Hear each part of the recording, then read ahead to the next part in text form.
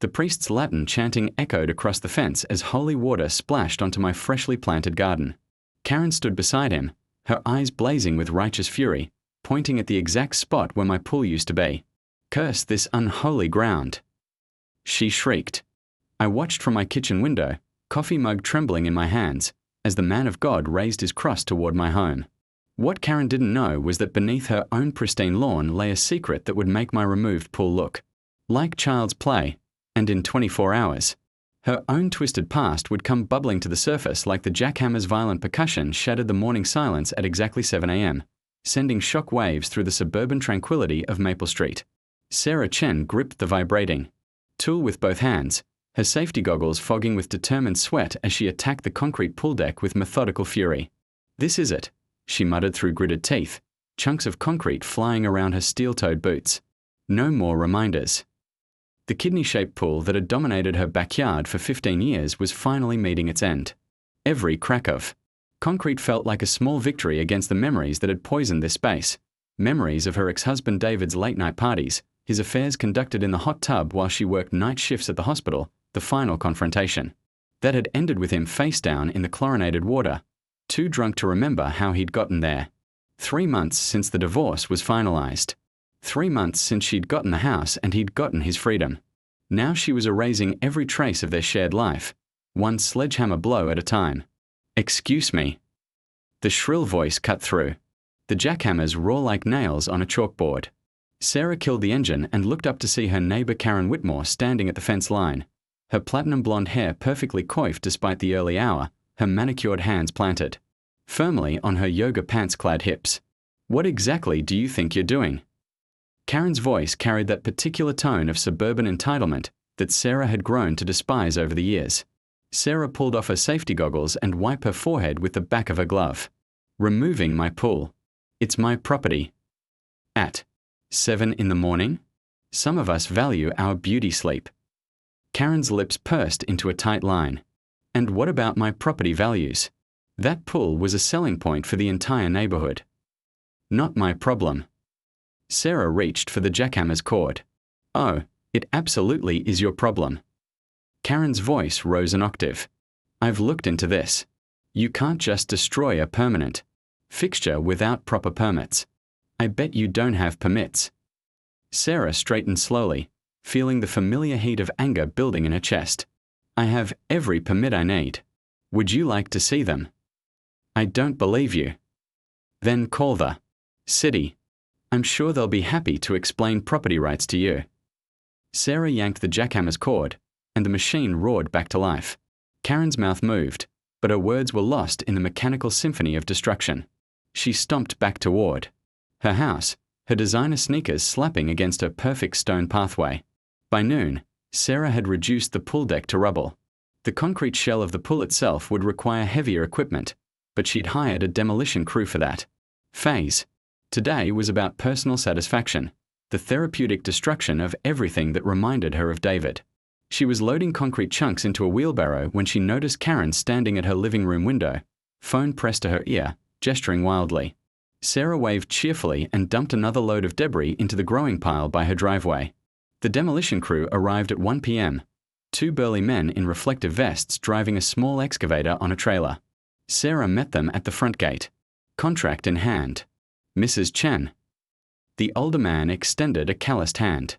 "I'm Mike. This is Danny. We are here to finish what you started." "Thank God." I was starting to feel like Sisyphus. Mike chuckled. Pool removal's gotten popular since the drought.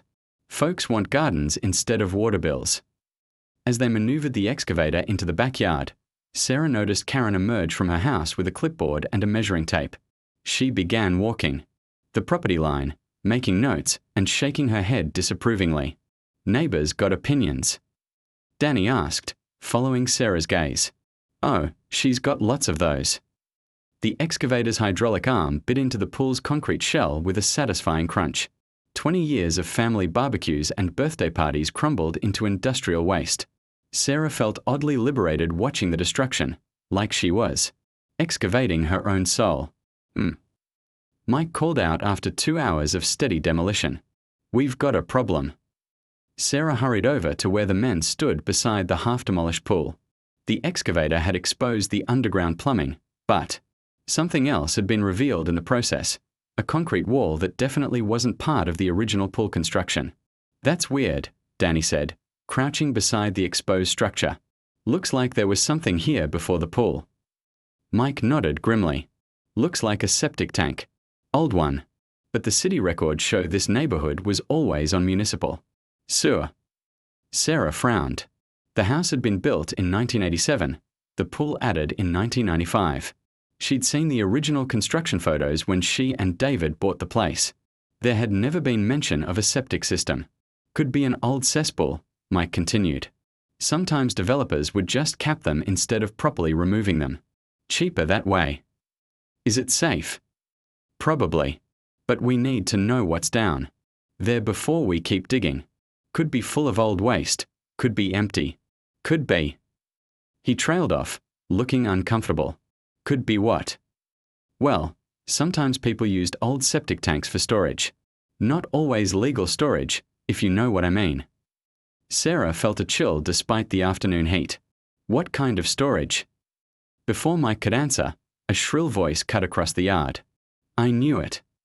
Karen stood at the fence, triumphant and pointing.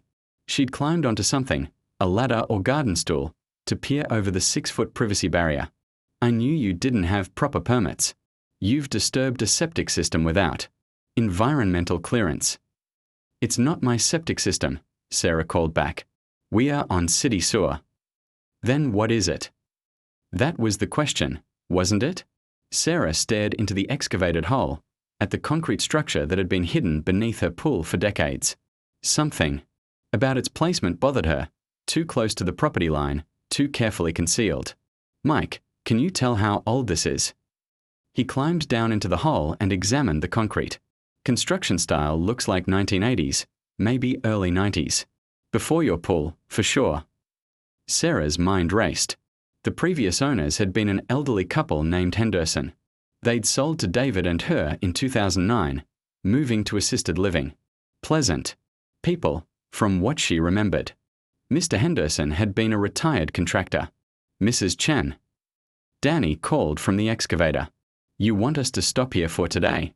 This is getting complicated." She looked at the exposed concrete structure, then at Karen's vigilant form silhouetted against her perfect house.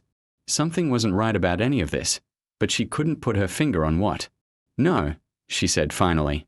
"Let's see what's down there." Mike and Danny exchanged glances. "You sure? Might be better to call the city first, get an inspector out here." "It's my property. If there's something buried under my pool, I want to know what it is." The excavator's hydraulic arm bit carefully into the concrete cap. The structure was well built, reinforced with rebar, clearly meant to last. Not the kind of construction you'd see in a standard septic tank. As the concrete cracked and lifted away, a smell rose from the opening. Not sewage, but something else. Something chemical and stale and wrong. Sarah covered her nose with her shirt. "What is that?" Mike leaned over the hole and immediately stepped back. "Jesus Christ." "What?" Sarah moved closer, but Mike grabbed her arm. "Don't. We need to call the police." "The police? Why would we?" The smell hit her then, unmistakable beneath the chemical odor. Sweet and rotting and utterly wrong. She stumbled backward, bile rising in her throat. In the distance, Karen's voice carried across the fence, still complaining about permits and property values. But Sarah barely heard her. All she could think about was the concrete structure that had been carefully sealed and hidden beneath her pool. And the fact that her neighbor's house sat on the adjacent lot, the lot where a contractor named Henderson had lived for 30 years before selling to the current owners. The current owners who'd moved in just 2 years ago. The current owners. Named Karen and Robert Whitmore. Mike was already on his phone with 911, his voice tight with professional control. Danny had moved the excavator well away from the hole and was taking pictures with his cell phone. Sarah stared at Karen's house, at the perfect lawn and pristine landscaping, at the woman still gesticulating wildly at the fence line. She thought about Karen's obsession with property values, her immediate hostility to the pool removal, her insistence that Sarah didn't have proper permits, her insistence that Sarah stop digging. The first police car arrived within 10 minutes, followed quickly by a detective and a crime scene unit. Yellow tape went up around the excavation site. Neighbors began gathering in their yards, drawn by the unusual activity. Detective Martinez, a weathered man in his 50s, took Sarah's statement while crime scene techs in hazmat suits Rain drummed against Sarah's kitchen window as she watched the crime scene team work under a hastily erected canopy. It was 6 a.m., and she hadn't slept. Every time she'd closed her eyes, she'd seen that concrete structure yawning open like a mouth, exhaling decades of buried secrets. Detective Martinez knocked on her back door, his coat dripping. She let him in, automatically pouring him coffee from the pot she'd been nursing all night. "Any word on the Whitmores?" she asked. "Found their car at LAX. They caught a red-eye to Miami, then a connecting flight to somewhere in South America. Colombia, we think." He accepted the coffee gratefully. "We are working with federal authorities now." Sarah stared out at her backyard, now looking like an archaeological dig site. How many bodies? At least 4 so far. Maybe more. Martinez settled into a kitchen chair. "Mrs. Chen, I need to ask you some difficult questions about Frank Henderson. I barely knew him. He and his wife moved out right after we bought the place. Nice old couple, or so I thought. Did he ever mention his contracting business? What kind of work he did?" Sarah shook her head. "General construction, I assumed. He helped us understand some of the house's quirks during the walkthrough, showed us where the shut-off valves were, that sort of thing." "What about visitors? Did the Hendersons have many people coming and going?" "Detective, we only overlapped. For about 2 weeks during a scroll. I was working 12-hour shifts at the hospital. David was traveling for work. We barely saw them." Martinez made notes, then looked up. "What about after they moved out? Any contact?" "Christmas cards the first couple years. Then nothing. I assumed they'd." Sarah trailed off, a memory surfacing. "Wait, there was something." "What?" "About 5 years ago, I got a call from a law firm. They said Frank Henderson had died and they were settling his estate. They wanted to know if he'd left any tools or equipment here, anything that might have been forgotten during the sale." "Did you find anything?" "No, but I remember thinking it was odd. They were very specific about looking in the basement and garage.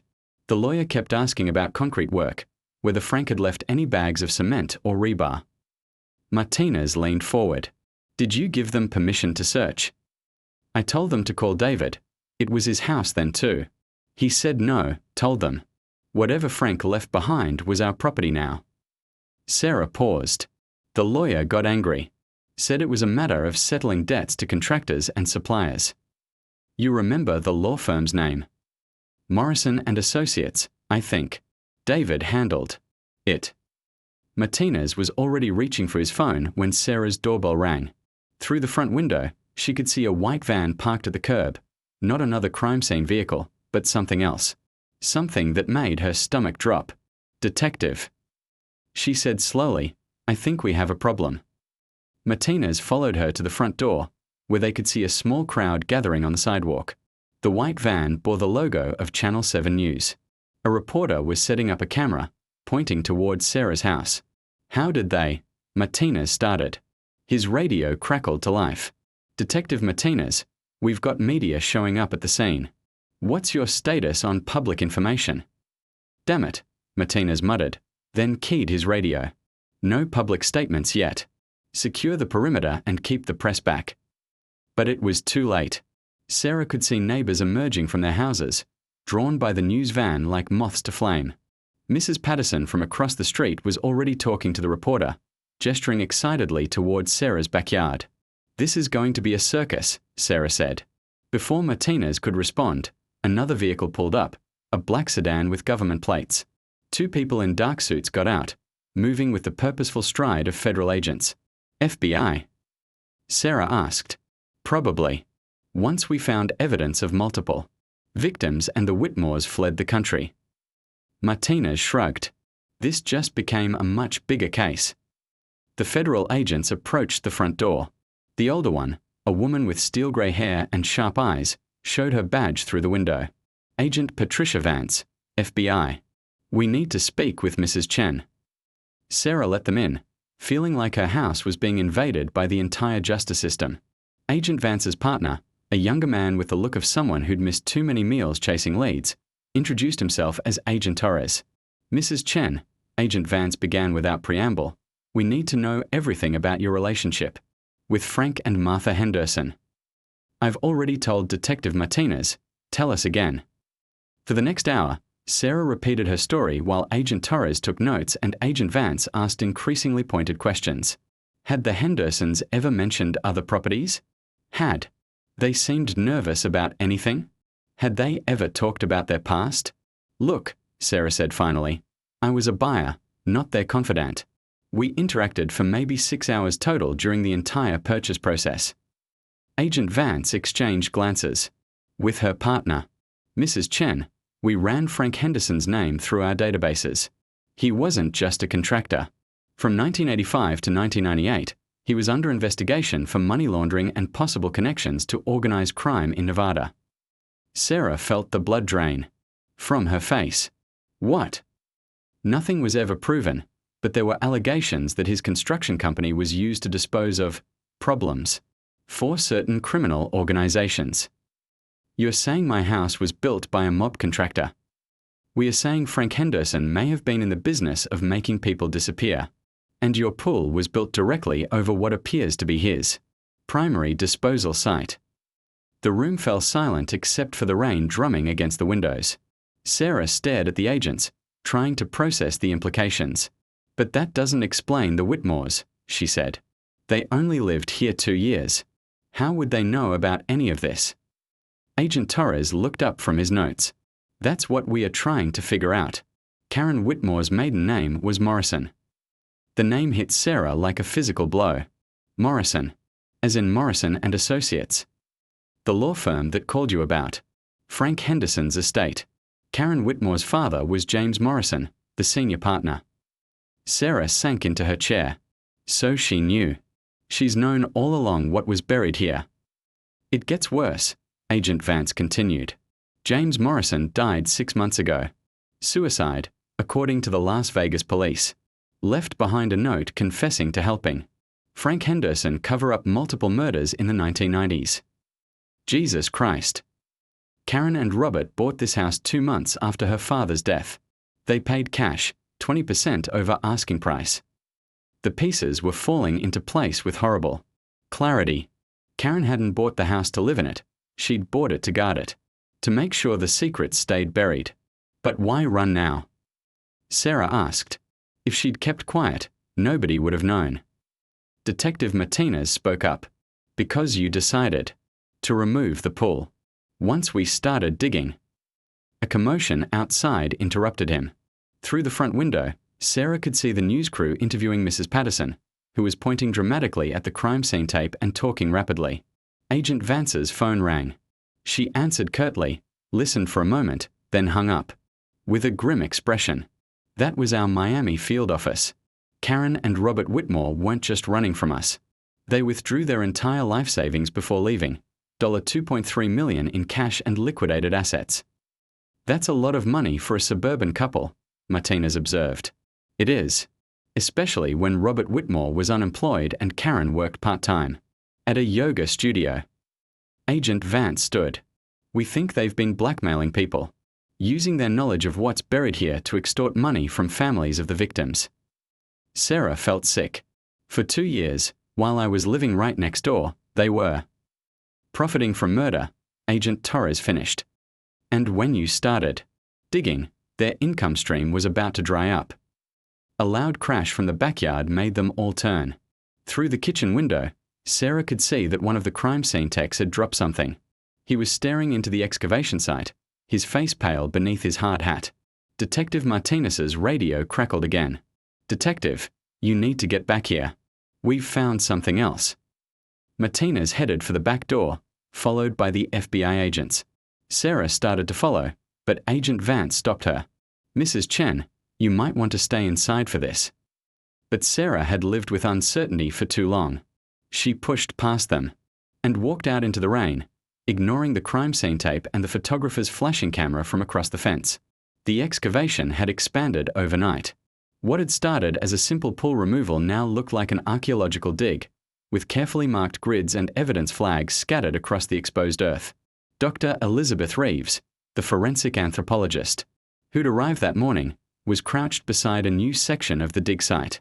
She looked up as they approached. "We've found architectural evidence," she said without preamble. "This wasn't just a burial site. It was designed as one." She pointed to the exposed concrete structure. "See these channels? They're drainage systems.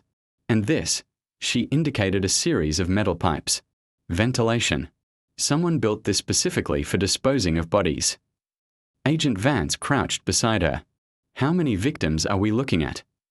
"At least 8. Possibly more. The concrete chamber extends further than we initially thought." Dr. Reeves stood, brushing dirt from her knees. "But here's the interesting part. The newest remains appear to be from the mid-1990s. After that, nothing." "So Henderson stop." Sarah's hand shook as she dialed David's number for the 4th time in 10 minutes. Straight to voicemail. Again. The photograph of him at Henderson's construction site lay spread across her kitchen table like evidence in a trial where she was both prosecutor and victim. Agent Vance had stationed 2 FBI agents in an unmarked car outside, but Sarah felt anything but safe. Through her front window, she could see the media circus growing. 3 news vans now, reporters doing live broadcasts. With her house as a backdrop, neighbors giving interviews to anyone with a microphone. "Mrs. Chen," Agent Torres said, ending a phone call, "we've traced your ex-husband's current location. He's in Las Vegas." "Las Vegas? He lives in Portland." "Not anymore. He checked into the Bellagio 3 days ago under his own name. Either he's incredibly stupid or incredibly confident." Detective Martinez looked up from Frank Henderson's confession letter. According to this, Henderson had a regular client in Vegas, someone called the dentist. Paid cash, always brought his own cleanup crew. Sarah felt bile rise in her throat. "David's a dentist." The room fell silent. Agent Vance closed her laptop and stared at Sarah with new intensity. "Mrs. Chen, I need you to think very carefully. During your marriage, did David ever travel unexpectedly? Disappear for days at a time with vague explanations?" Sarah's mind raced backward through 15 years of marriage, suddenly re-examining moments she'd attributed to work stress or midlife restlessness. He had a lot of dental conferences. Always said he needed to network, build referrals. How often? Every few months. Sometimes more. The memories were crystallizing into a horrifying pattern. He'd come back with expensive gifts. Said he'd won them at vendor exhibitions or gotten them from grateful colleagues. Agent Torres was taking notes. What kind of gifts? Jewelry. Electronics. Once, a watch that must have cost $20,000. Sarah's voice dropped to a whisper. "I asked him about it, and he got angry. Said I didn't appreciate his success." "Did he ever ask you to work extra shifts when he traveled?" The question hit like a physical blow. "Yes. He'd encourage me to pick up overtime at the hospital. Said we needed the money, even though his practice was doing well." Sarah looked up at the agents. "He was making sure I had alibis." Agent Vance's phone buzzed with a text. Her expression darkened as she read it. David Chen just withdrew $500,000 in cash from his Vegas bank account. 2 hours ago. "Running money," Martinez said grimly. "Or payment." Agent Vance stood. "Mrs. Chen, we need to get you out of this house.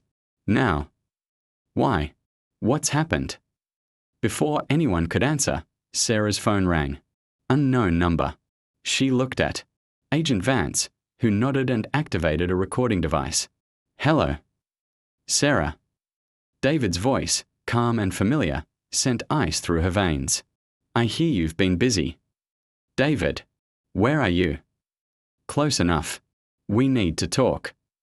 Agent Vance was frantically signaling to Torres, who was already on his radio, calling for a trace. Sarah forced her voice to remain steady. "About what?" "About the mess you've made. About how we are going to clean it up." "We? There is no we, David. We are divorced, remember."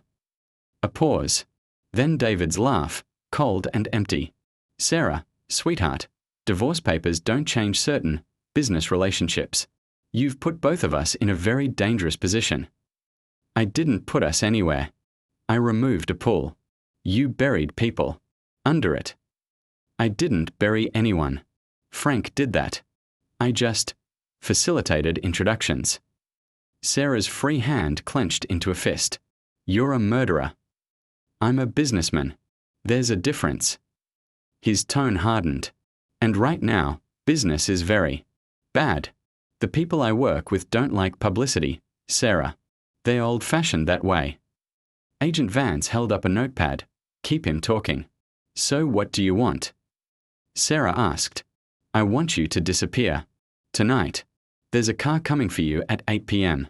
Get in it. And if I don't, then a lot of people are going to die. Starting with that reporter outside your house. The pretty blonde one interviewing Mrs. Patterson. Sarah looked out the window. Channel 7's reporter was indeed blonde, currently speaking to camera with Sarah's crime scene in the background. You're bluffing. Am I? Check your phone. A text arrived almost instantly. A photograph, taken from across the street with a telephoto lens, showing the reporter in perfect clarity. A red laser dot was visible on her forehead. Sarah's blood turned to ice. David, don't. 8 p.m., Sarah. The car will be black. License plate starts with 7 by 9. Get in it, and nobody else has to die today. The line went dead. Agent Vance was immediately on her radio. All units, we have an active threat. I need the media moved back 2 blocks and sharpshooters scanning for elevated positions. He's not bluffing, Sarah said, showing them the photograph. David doesn't make empty threats. Torres was already mobilizing the response team. Within minutes, Sarah could see FBI agents in tactical gear moving through the neighborhood, evacuating reporters and setting up a perimeter. But Agent Vance looked grim. Mrs. Chen, if David's working with the people I think he's working with, they have resources we can't match in a suburban setting. Too many windows, too many rooftops, too many civilians. So what do you suggest? We get you out of here. Now. Before 8 p.m. Sarah stared out of her backyard, where crime scene techs were still methodically uncovering Frank Henderson's burial ground. 2 days ago, her biggest problem had been removing a pool. Now she was trapped in the middle of a criminal war that had been brewing for decades. Agent Vance, Dr. Reeves called from the excavation site. You need to see this. They hurried outside, where the forensic anthropologist was holding another metal box, this one smaller than Henderson's confession container. We found this buried separately, near the property line. It's more recent. The metal hasn't corroded. Like the others. Agent Vance opened the box carefully. Inside were photographs, documents, and a cell phone. This phone was turned on as recently as last week, Torres observed, checking the device. Someone's been monitoring it remotely. The photographs made Sarah's blood run cold. They showed her and David during their marriage, at their wedding, on vacation, in their backyard by the pool. But they weren't normal family photos. These had been taken with surveillance equipment, from hidden positions. Someone's been watching. You for years, Agent Vance said quietly. Sarah picked up one of the documents, a property transfer form, dated 6 months ago. Frank Henderson transferred ownership of this lot to someone called Meridian Holdings LLC, 3 days before he died. Corporate shell, Torres said immediately. We'll need to trace the ownership, but his phone rang, interrupting. He answered, listened, then hung up with a pale expression. That was our Las Vegas field office. David Chen is dead. Sarah felt the world spin around her. What? Found in his hotel room an hour ago. Single gunshot to the head. Professional job. But he just called me. That was 20 minutes ago. Agent Vance and Torres exchanged grim looks. Mrs. Chen, Vance said slowly, if David's been dead for an hour, then whoever called you wasn't David. Sarah sank into a chair. Someone else knows about the phone call. Someone else is coming at 8 p.m. The implications crashed over her like a wave. David hadn't been the one orchestrating this confrontation. He'd been eliminated to clear the path for it. His death was just another move in a larger game, and Sarah was still the primary target. We need to move her now, Torres said urgently. But Agent Vance was staring at the surveillance photos with a troubled expression. These weren't taken by amateurs. Whoever buried this box has been planning something for a long time. She held up one of the photographs, Sarah working in her garden last spring, completely unaware she was being watched. In the background, barely visible, was a figure at an upstairs window in the house next door. Karen's house. She's been watching you for 2 years, Agent Vance said. Every move you made, every routine you followed. Karen wasn't just guarding the burial site, she was studying you. Sarah stared at the photograph. But why? Before anyone could answer, Dr. Reeves called out again. We've got another body, but this one's different. They rushed to the new excavation area, where the forensic team had uncovered a concrete box similar to the others, but newer. Much newer. Based on decomposition and burial techniques, I'd estimate this victim died within the last 5 years, Dr. Reeves said. And unlike the others, this one wasn't killed by Frank Henderson. She pointed to evidence markers around the grave. Different concrete mixture, different burial method. Someone else has been using this site recently. Agent Vance crouched beside the excavation. Someone who knew about Henderson's operation and decided to continue it. The Whitmores, Sarah said. They weren't just blackmailing people. They were killing them. Torres's radio crackled to life. Agent Torres, we've got movement. Black sedan, license plate 7X9 something, just turned onto Maple Street. Sarah looked at her watch. 7:47 p.m.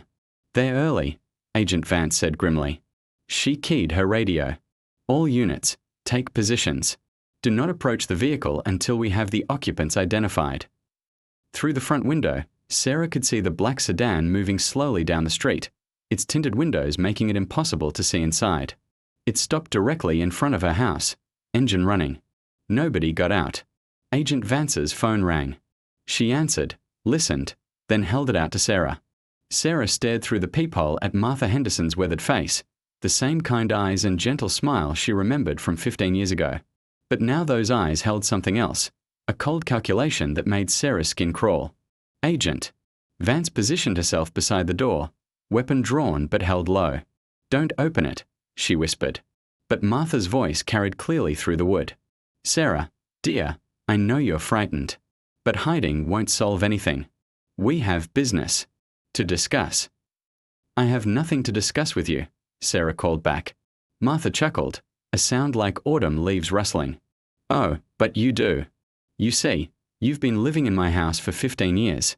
Sleeping in my bedroom, cooking in my kitchen, swimming in my pool. I think it's time you paid rent. Agent Vance was speaking rapidly into her radio, coordinating the tactical response.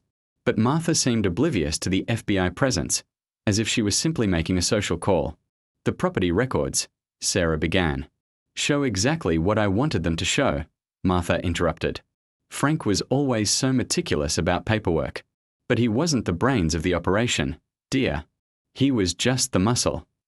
Sarah felt her worldview crumbling again. Every assumption she'd made about Frank Henderson's criminal empire was wrong. Martha had been the architect all along. What do you want? Sarah asked. Open the door and we'll discuss it properly. I promise I won't hurt you. Not yet. The casual threat sent ice through Sarah's veins. Agent Vance shook her head firmly. But Sarah was beginning to understand that conventional law enforcement tactics weren't going to work here. Martha Henderson had been playing this game for decades. Why don't you just leave? Sarah tried.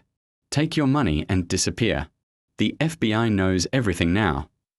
The FBI knows what I've allowed them to know, Martha replied. Do you really think I'd let Frank document our entire operation without keeping some secrets? The confession you found was just Act 1, dear.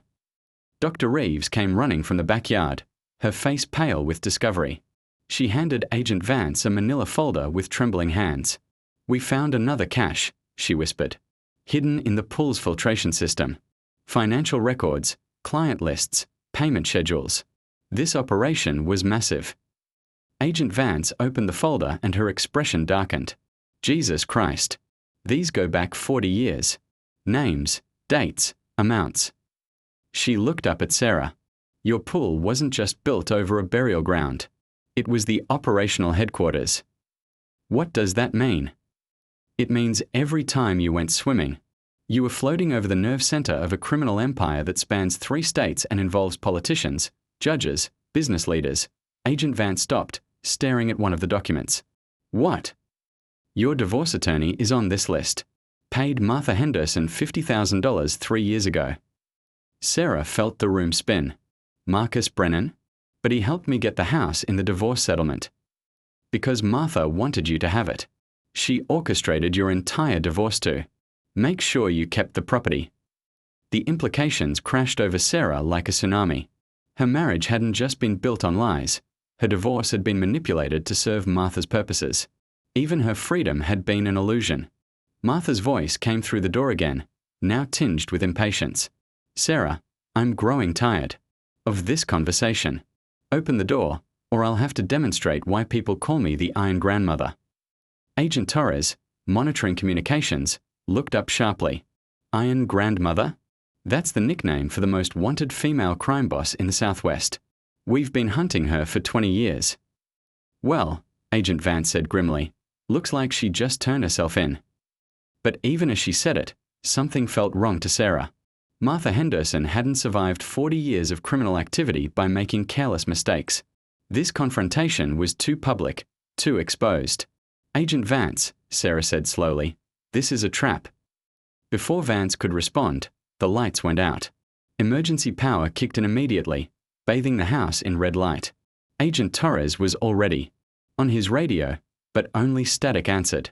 Communications are down, he reported. All frequencies jammed. Through the front window, Sarah could see the black sedan's headlights cutting through the darkness. But now she could see other vehicles too, dark shapes positioning themselves around the block, cutting off escape routes. Martha's voice carried clearly through the darkness. Much better. Now we can have a proper conversation without all those tedious federal procedures. Agent Vance tried her radio again, got nothing but static.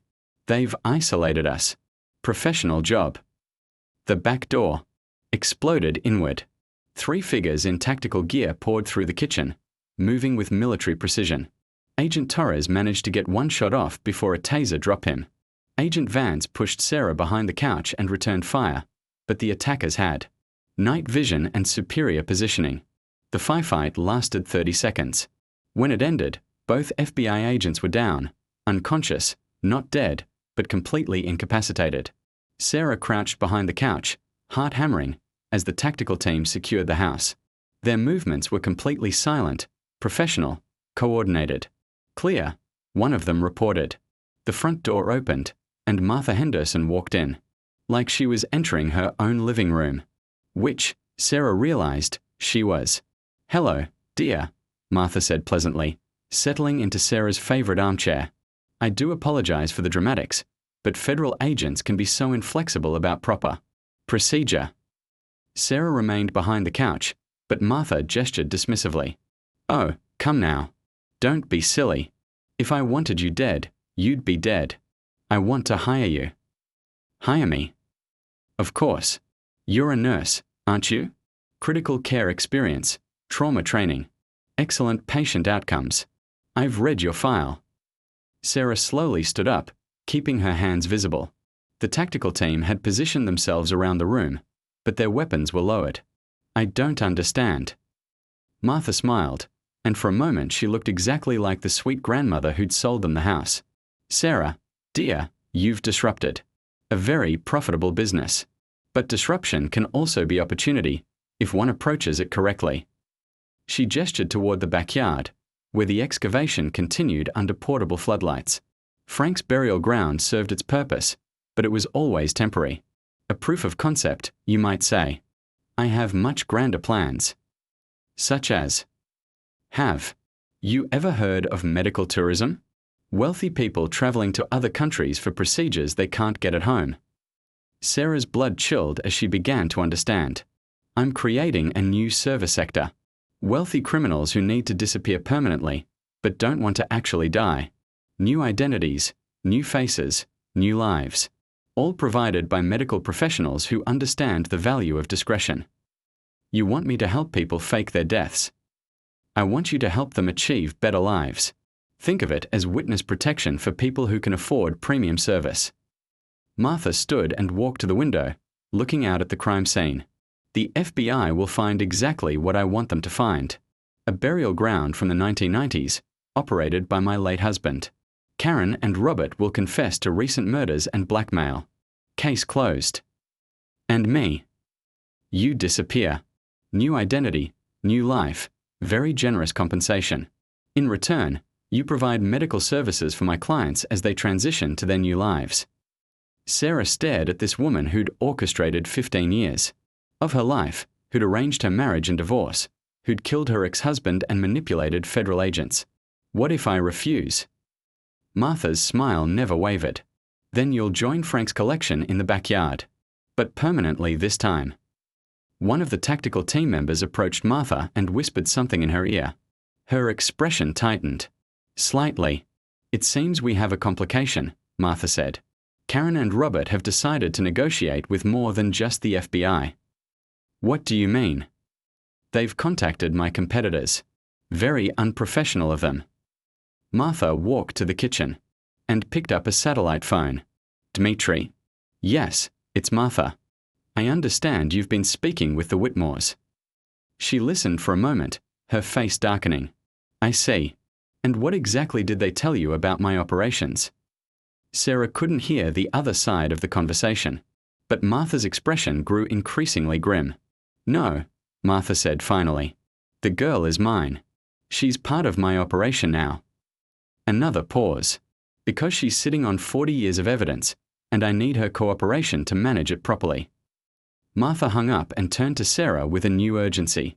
Change of plans, dear. We are leaving now. What's happening? Karen and Robert have been selling information to the highest bidder. It seems my retirement plans have attracted some unwanted attention from the Eastern European syndicate.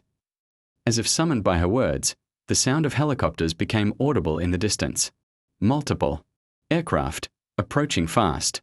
Martha's tactical team was already moving, packing equipment and preparing for rapid departure. But Martha herself seemed strangely calm. Sarah, she said, I'm going to give you a choice that Frank never gave his victims. You can come with me willingly and live a very comfortable life helping people disappear. Or you can stay here and explain to Dmitri's people why you've been living on top of evidence that could destroy half the criminal organizations in North America. The helicopters were getting closer. Through the back window, Sarah could see the FBI crime scene team scrambling for cover as the aircraft approached. Dmitri's people don't negotiate, Martha continued. They don.